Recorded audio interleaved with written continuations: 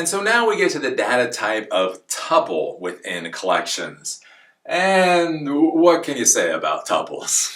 They're actually not that exciting. It's one of those things. Again, you're using things like artificial intelligence and computer vision to do all this amazing stuff, and then those modules or those APIs have to provide you the data in a format, and basically the data that they provide many times will be in a tuple, and tuples are just basically dirt boring. They're a collection, but the important thing with them is that you can't modify them, you can't sort them, they are what they are.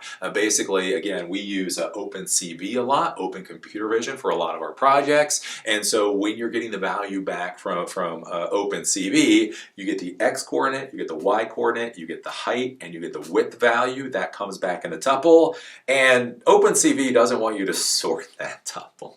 OpenCV doesn't want you to modify that tuple. It's just like, here is the data, now go do something with it, put it into its own list or process it how you see fit.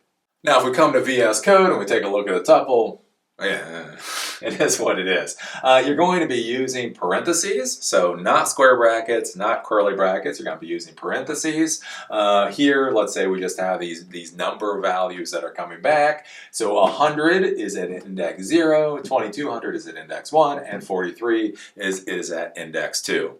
If you want to print out the tuple, so print my tuple, it will print out the tuple. And if we want to print a specific value in the tuple, my tuple, so the tuple, square bracket 1, and so that is at index 0.2, right? So the second is actually, it's numbered 1, right? And so this will print out 2200. So if we run this, again, here's our tuple. And here's the value at index 1, which is the second place, and I don't know, that's what they are. Now, like other collections, you can do a for loop to iterate through your tuple if you need to do that for some reason. Again, my tuple, again, parentheses, this is your tuple. We can do that for loop, so for x in my tuple, x being whatever variable name we want it to be, and we're just going to simply print out that particular value. And there you go, right? Index 0, 100, index 1, 2200, index 2, 43. Woo! We iterated through a tuple. So there you go. Now you know what a tuple is. Yay! I swear, they are incredibly valuable things when you're dealing with stuff like machine learning.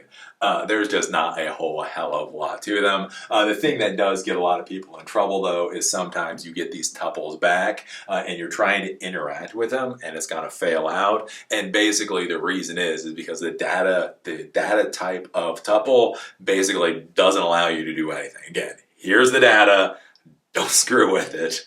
Go away, right? That's basically what you got with tuples. So, they're a very valuable tool that are basically boring as dirt.